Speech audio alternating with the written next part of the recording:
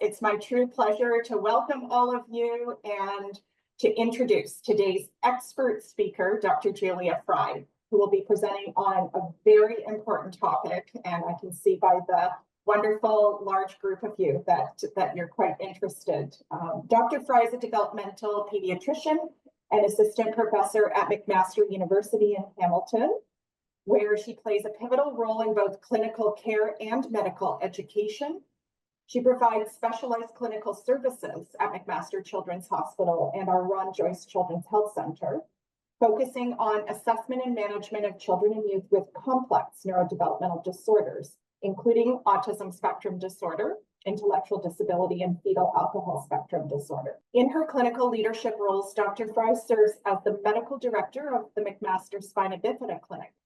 She's deeply committed to addressing the developmental and emotional needs of children and youth who've experienced complex developmental trauma, and is collaborating to develop screening practices for children who are supported by child protection services. Dr. Frei has a strong passion for medical education and currently serves as program director for the Developmental Pediatric Subspecialty Residency Training Program through McMaster University. Her educational interests center on the evaluation and development of tailored educational plans for learners facing challenges. Complementing her clinical and educational endeavors, Dr. Frei is actively involved in research. She is co-lead of the McMaster site for the Province of Ontario Neurodevelopmental Network, or PARC Study, where she collaborates on projects that advance the understanding and treatment of neurodevelopmental disabilities. My pleasure to hand it over to Dr. Frei to start her presentation.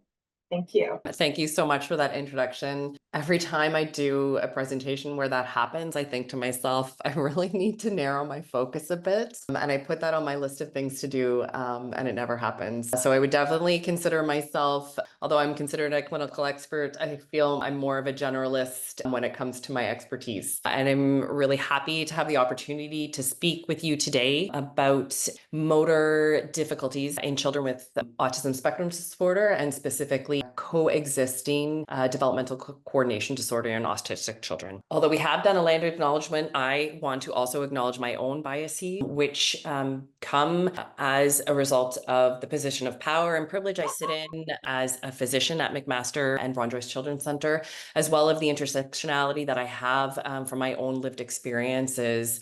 And I know that all of this casts a lens on how I seek out information, how I interpret that information, and how I present it to individuals.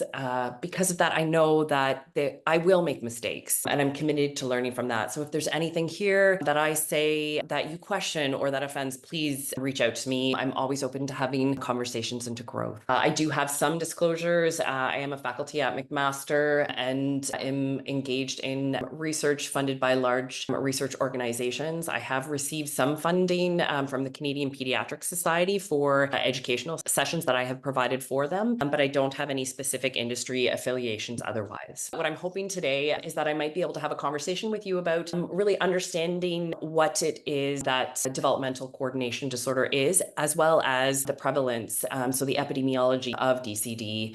I'm hoping to explore with you how it is that we might approach assessing children who have autism and are presenting with motor difficulty, so we can have a better sense of whether or not this is related to developmental coordination disorder or more specific motor difficulties typically associated with autism, and then review some of the intervention strategies that we have for supporting these children. Just by virtue of the fact that you're coming to see this as a PARC study initiative, I'm making the assumption that the vast majority of you would have a strong understanding of autism spectrum disorder. So I'm just going to go over this very, very briefly. So autism spectrum disorder is a complex neurodevelopmental disorder. It is one of the most common neurodevelopmental disorders that I see in my clinical practice. It is a descriptor behavioral profile for individuals who have difficulty with social communication and a pattern of restrictive repetitive behavior and interests. These patterns are demonstrated in the early developmental period and are associated with implications in terms of an individual's child's daily functioning. And it should not be something that is better explained by intellectual disability or some other medical or mental health condition. We often specify things such as whether or not an individual who's been diagnosed with autism has a coexisting language delay or global developmental delay, thinking about those children who may have intellectual developmental disorder. And then we make a decision around the severity, the difficulty that an individual is experiencing in the areas of social communication and restrictive and repetitive behaviors. It should be noted that we don't really use the terminology that historically has been used in terms of severity, like mild, moderate, severe. But clinically, there's a bit of an understanding that children who present with coexisting intellectual disability or a high degree of interfering behaviors tend to be those children who we see as being more severe and complex and challenging to support. When it comes to the functional levels, although it is something that we specify, it doesn't help us in terms of understanding what the future may hold for an individual, and it isn't static, so it changes over time. So although it is something that I would share with families at the time of diagnosis, I don't put a lot of emphasis on this because it doesn't really help me in understanding prognostication for an individual. As we know, it's quite common, according to the Canadian data, somewhere in the range of 1 in 50 to 1 in 66 children up to age 17 years of age have autism spectrum disorder.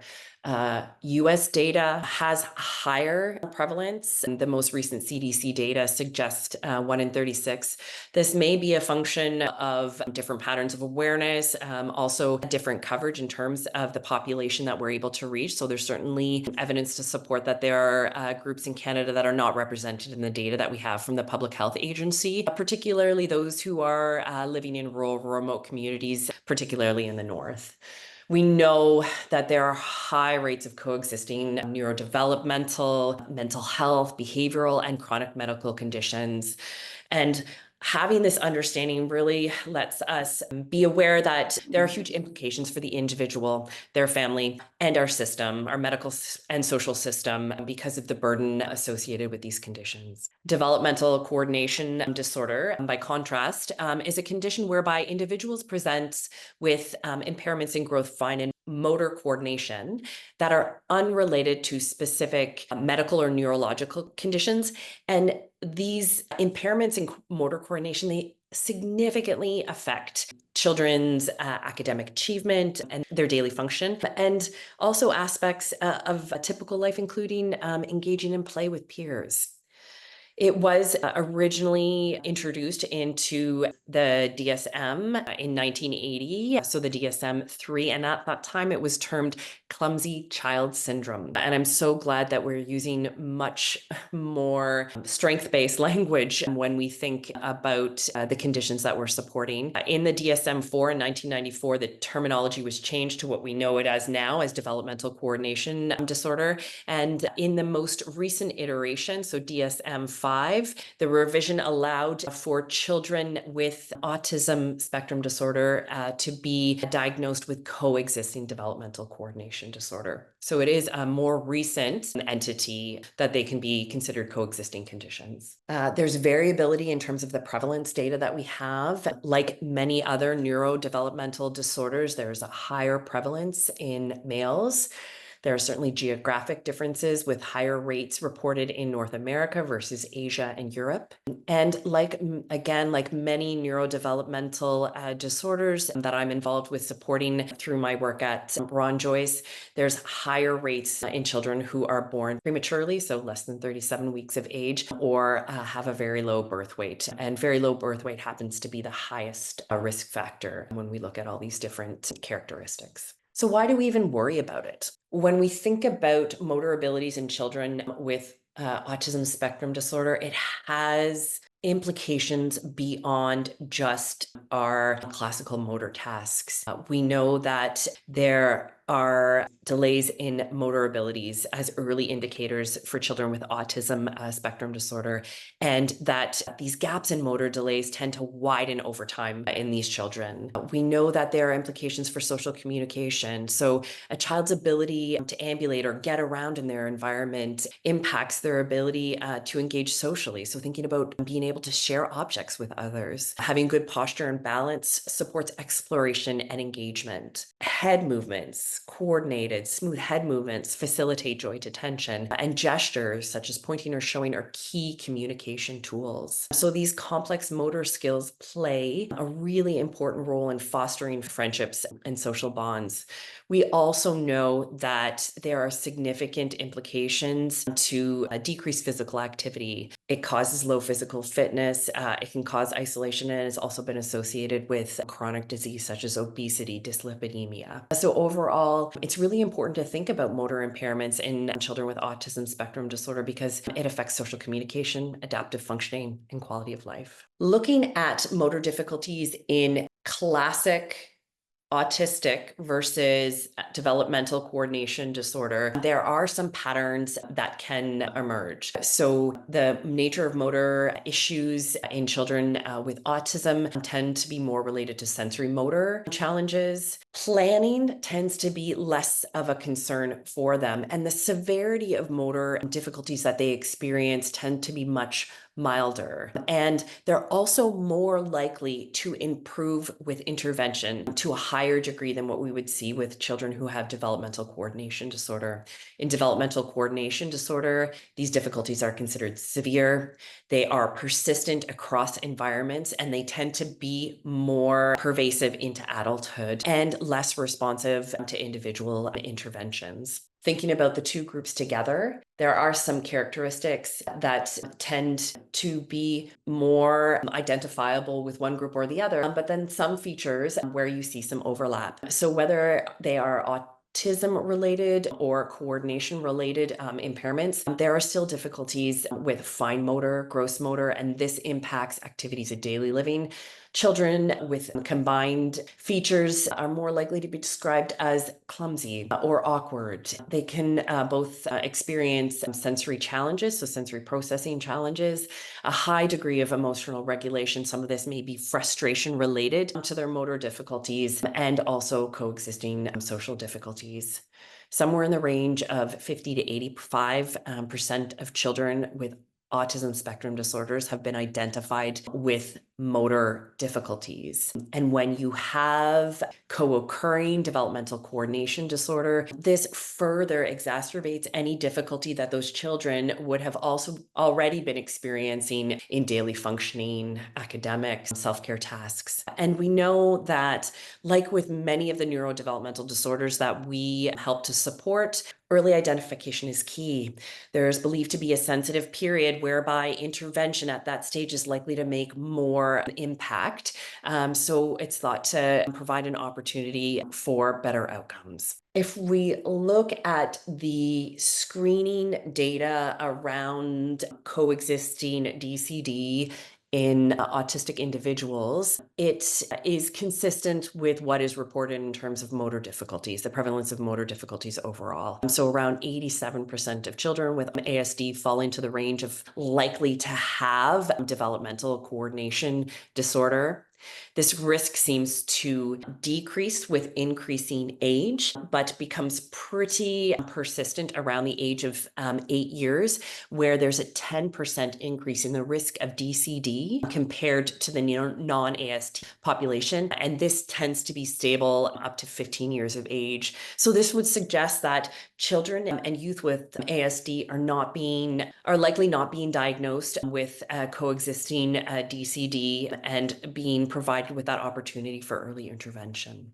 There is a recent publication by Goa and colleagues from 2024 where they looked at some of the international information in terms of how DCD assessments are being conducted and that process that one might consider to include if we were going to be providing this for at-risk populations. So typically speaking, what tends to happen is that caregivers or teachers recognize that there are motor difficulties in a child, and then we can implement some screening strategies like standardized questionnaires, either by a caregiver or teacher. If there are they are deemed to be at risk. A clinical assessment occurs where there's additional history taken around the onset, the pervasiveness of motor difficulty, responsiveness to intervention, and how it impacts a child's life, as well as a clinical assessment. So to rule out that there aren't other medical conditions that might be contributing, such as sensory impairment, so like a visual disturbance, or a neuromotor condition like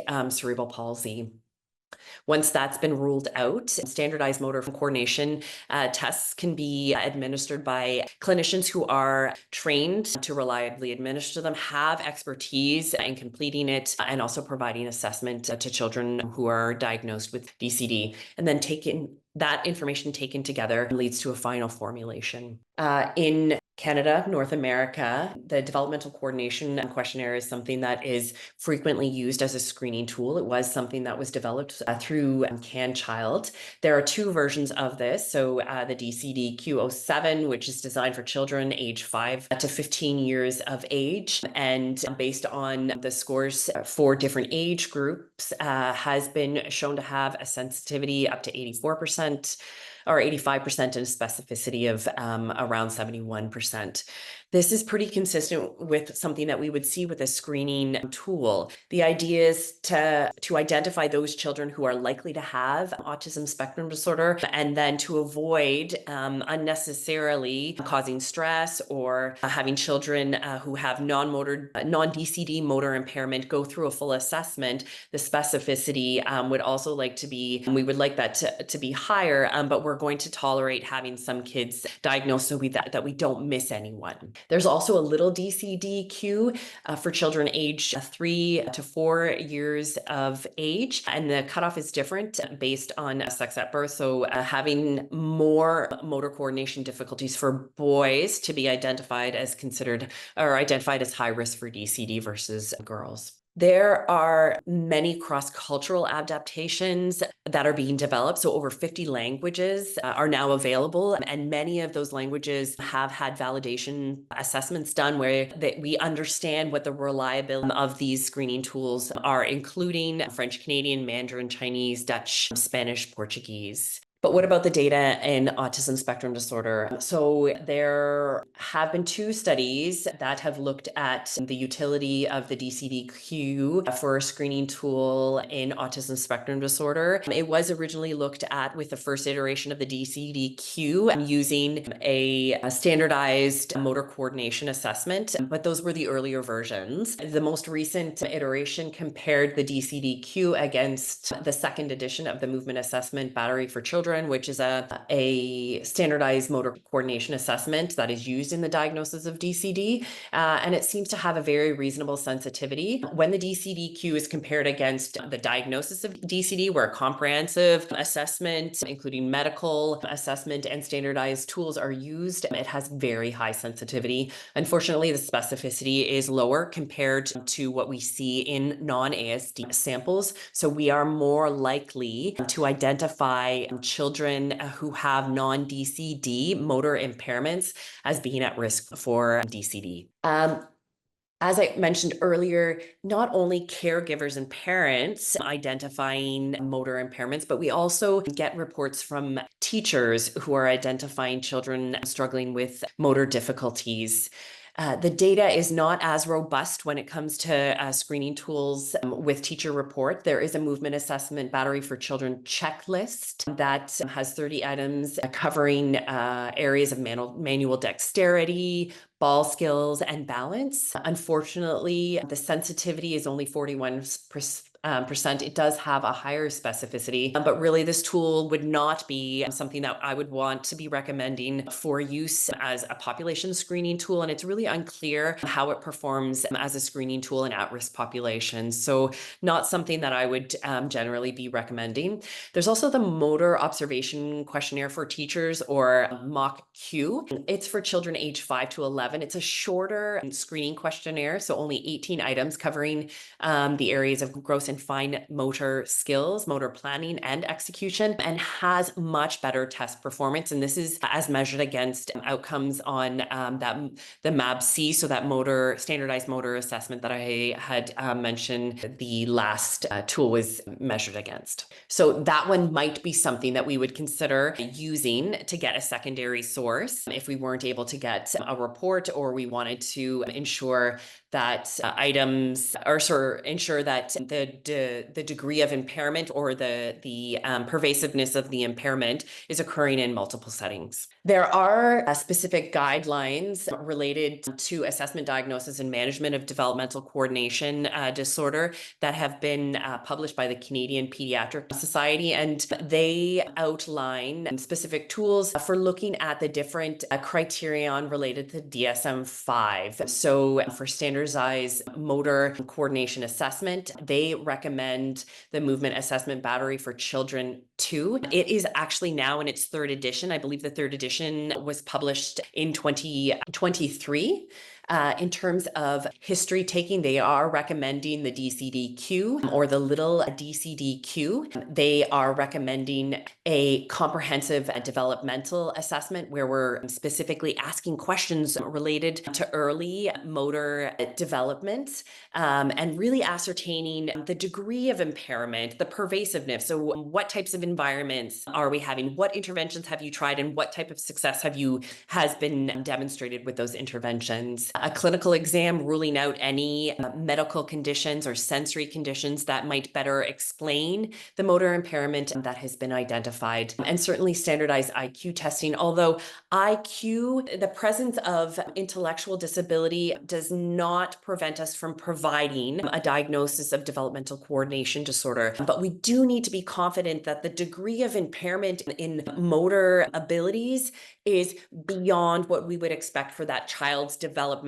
level. So their overall intellectual functioning. There are specific cutoffs that have been recommended for diagnosis of DCD based on standardized assessment. So for the MAB-C, children age 3 to 5, we're looking at scores that are less than the 5th percentile. And that's, again, we've seen lots of data to support that at a younger age. Children are being identified at risk for motor conditions, but as they get older, the actual risk of a DCD diagnosis decreases. And then in children 6 years and older, it's recommended to have an overall score at or below the 16th percentile, but it can be done if it's above the 16th percentile if a child has an individual domain score that's less than the 5th percentile. For the BOT2, which is another standardized assessment, it's recommended that for younger children, they have to have scores 2 standard deviations below the mean, and then for older children, 1 standard deviation below the mean. Although there are cutoffs recommended for those 2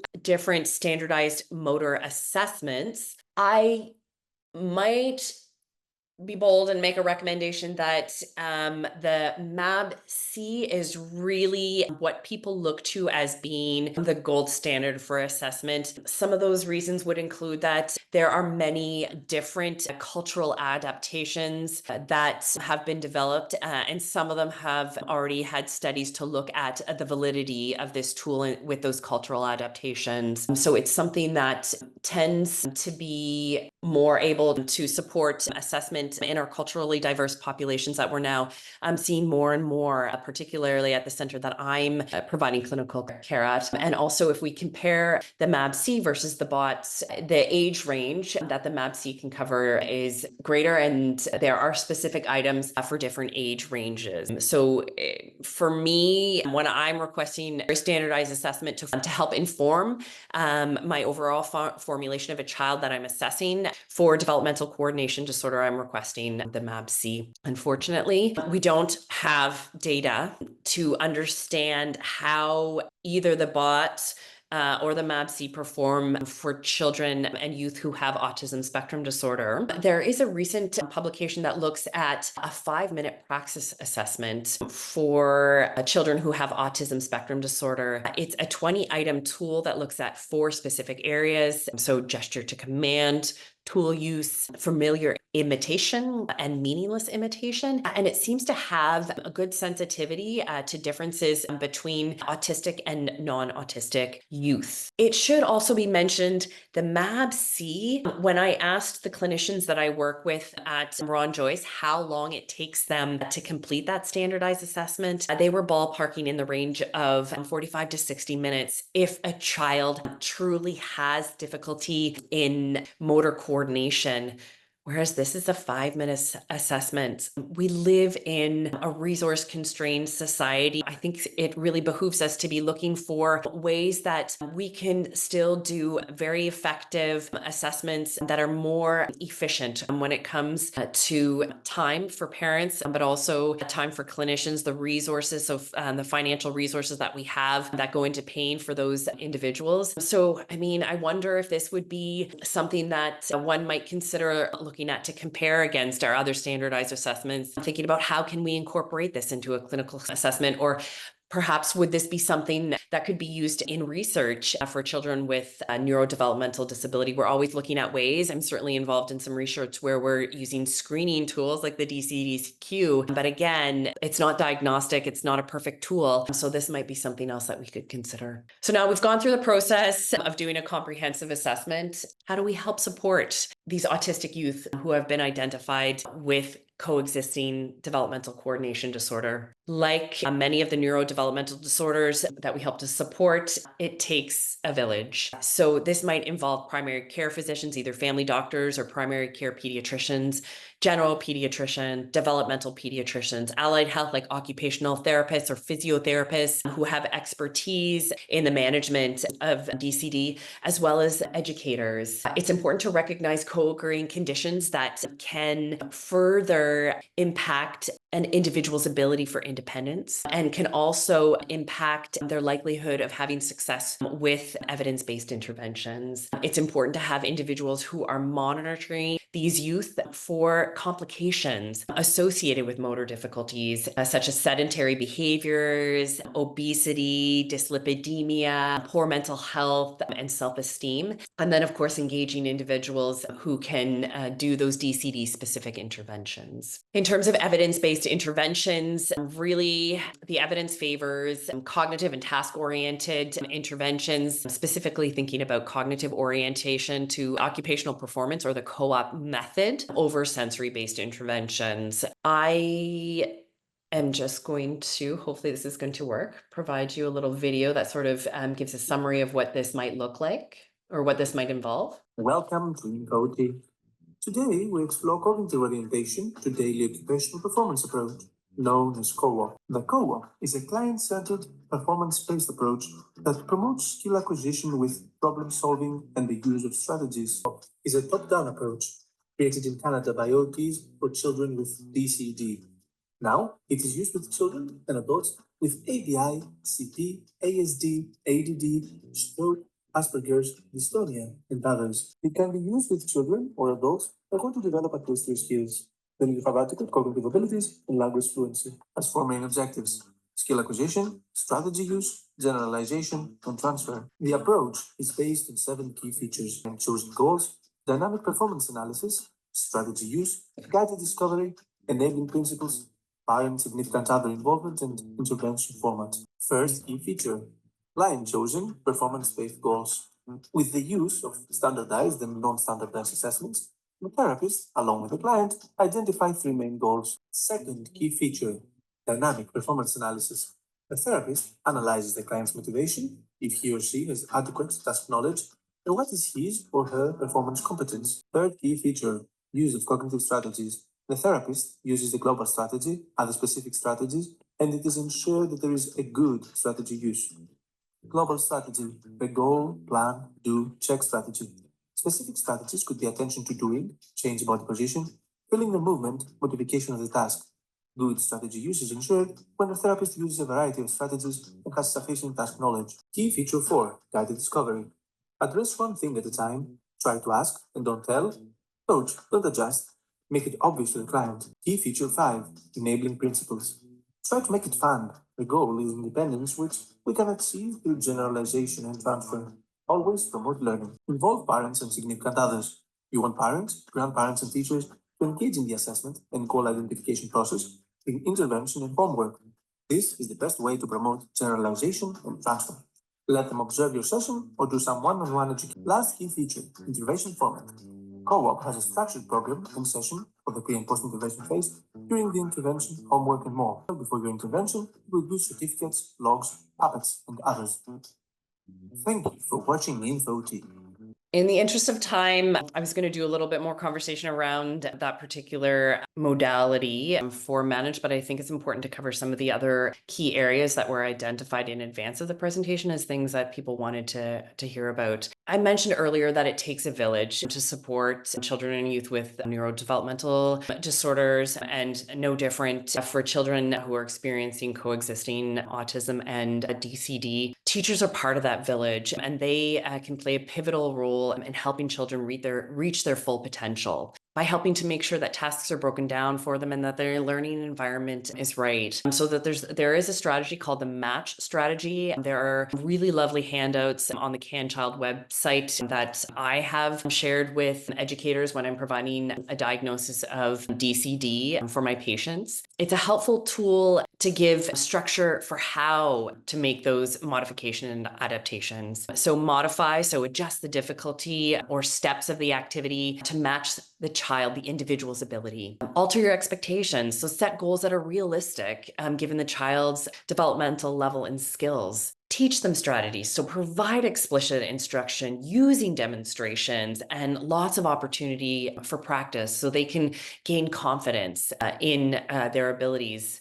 Adapt the environment so that we're reducing the barriers. We're not always putting the onus on the individual to overcome their difficulties. And then foster a supportive environment. So providing education that people understand and that children can feel encouraged and also included. These are just some general recommendations. Many of them we've already talked about before. Some of the ones that I really want to highlight: consistency, right?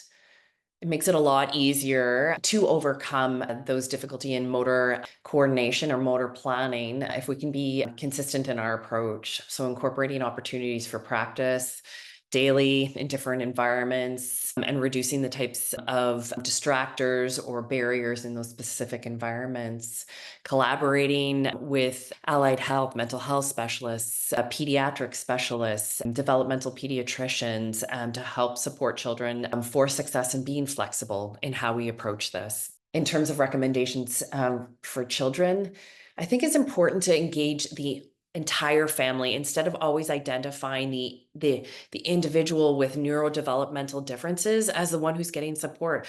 All children thrive in structured, predictable environment. So instead of making it about some sort of adaptation we're making for Johnny, let's make it something that's helping everyone in the house. So we're not always sort of like targeting or pointing them out as being different. Providing opportunities for practice when there's not a lot of pressure. There's lots of evidence to support that. It doesn't matter the ability of the individual who's learning or what task it is that you're learning. If anxiety is involved, it makes it less likely that we're going to be able to achieve what we're trying to learn. Incorporate fun ways of building skills using activities that they're more likely to be successful with, and then providing tools to help support their success. So thinking about adaptive devices, utensils, and things like that, non-slip mats to make it easier for them to practice or participate in physical activities, just to make that so much more easier for them to achieve. When I'm trying to make recommendations for recreational activities for children and youth, there are specific ones that are best suited to children with DCD. Often these are also activities I would be recommending for children who have physical disabilities or intellectual disabilities. So they're just their abilities overall when it comes to motor are limited, but for different reasons. The general recommendations would be to focus on activities that have clear repetitive movements where you can achieve mastery over time more easily. You want to be doing it in settings where kids can work at their own pace and where they can feel supported by instructors, coaches, their peers. You want to prioritize activities that are non-competitive or might be part of an inclusive program, allowing children to build self-confidence and also have less anxiety, so they're more likely to have success.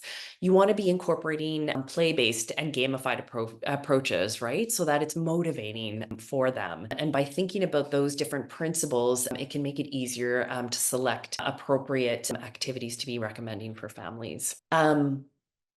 So what's the evidence related to ASD? Unfortunately, we don't have any specific data to support recommendations in the ASD population. And this is no different than many of the other areas that we support autistic individuals, right? And there are many reasons why. And this is a slide I actually made when I was doing a presentation on how to help caregivers make decisions about treatment choices. There's a lot of heterogeneity when we look at the population of autistic individuals. Unfortunately, because many of the interventions that we do, they're resource intensive in terms of both time and money. Sometimes it can be challenging to be able to complete studies, to be able to give us the high degree of confidence we have making recommendations. And there's certainly a lot of variability when it comes to different parents' expectations, cultural and language differences, different developmental needs of the individual.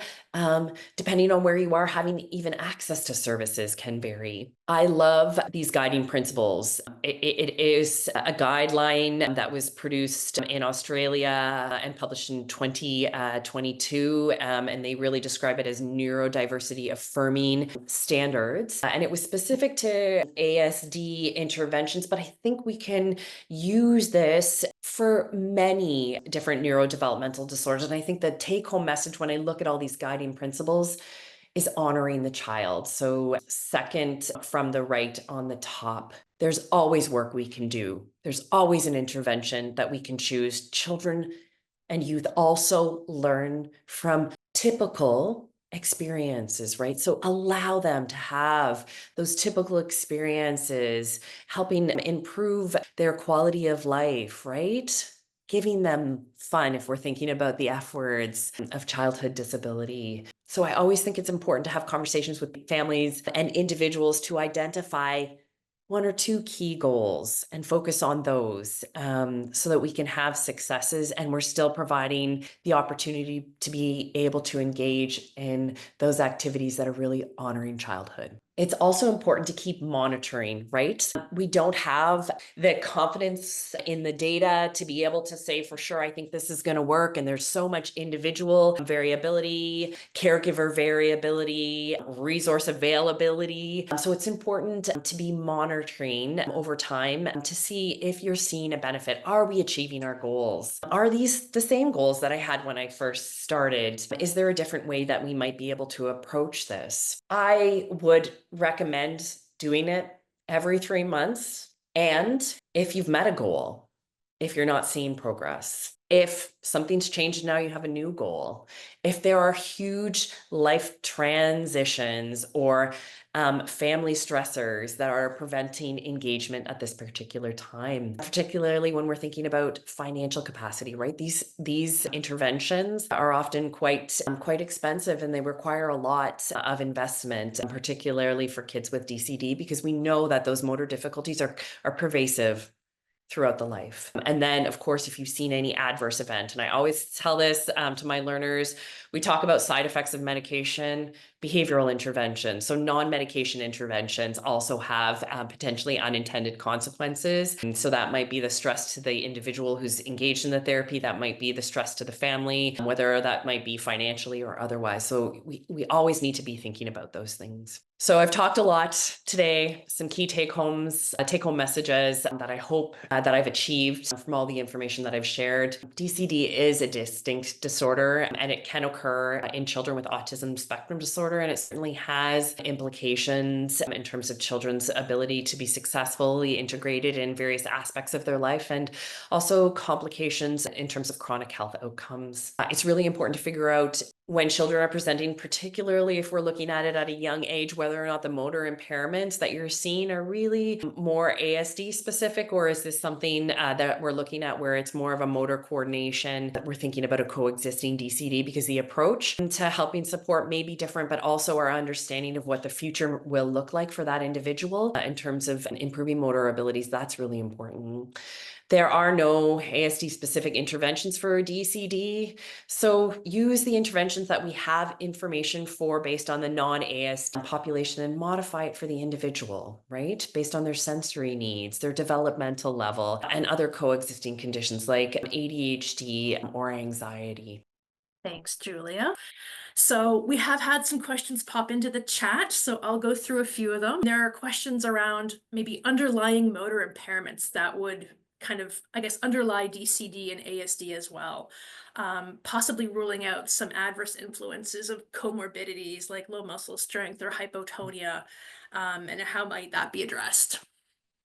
Yeah, and again, I think when part of that would be part of that medical assessment, right? So I use the examples of sensory impairment like visual impairment or coexisting neuromotor condition like cerebral palsy, because then we would have an idea where those motor impairments can come. But it's a full neurologic assessment. So if a child is presenting with low tone and that's what is contributing to their motor delay. Oh, Julia, you muted yourself somehow. Sorry. If that's contributing, then that wouldn't be a DCD approach, right? We would be trying to help. We might be using orthotics if hyper flexibility was contributing to some of that. We might be doing strengthening exercises. So it's really understanding, is there something medical that is contributing to motor delays versus is this truly an impairment in one's ability to coordinate finer gross motor function? All right, thank you, thank you. Let's go to another previously submitted question. Around focus and attention issues. For instance, able to retest children after maybe a trial of ADHD medication, or I guess the standardized tests really requiring kiddos to closely follow task instructions, which might limit some accuracy in children with more significant ASD. Yeah, I mean, I'm grateful that the clinicians that I work with at Joyce are so skilled at assessing kids with complex neurodevelopmental conditions where we have these coexisting concerns around sensory aversions or inattention and hyperactivity, because they'll tell me, like, I just couldn't get a good assessment. Maybe you need to think about how can we better manage the ADHD, and then we'll do it again. So that they provide such great observations around that piece. And part of that is, I mean, any clinician who's engaged in doing that standardized assessment, we're always trying to get a sense of, is there something about this child's presentation that is interfering with the degree of confidence that I have in the outcome of this assessment? So they're sharing that information. And yes, there have been situations where I've chatted, and it's actually been helpful because it's given me more evidence to support, yeah, I think we need to try some medications for this kid, for parents who may have been a little bit medication hesitant, and then much better function with the ADHD medications on board, but still struggling with motor coordination. So I think it is really important to be considering all those other aspects of an individual that might interfere with the assessment.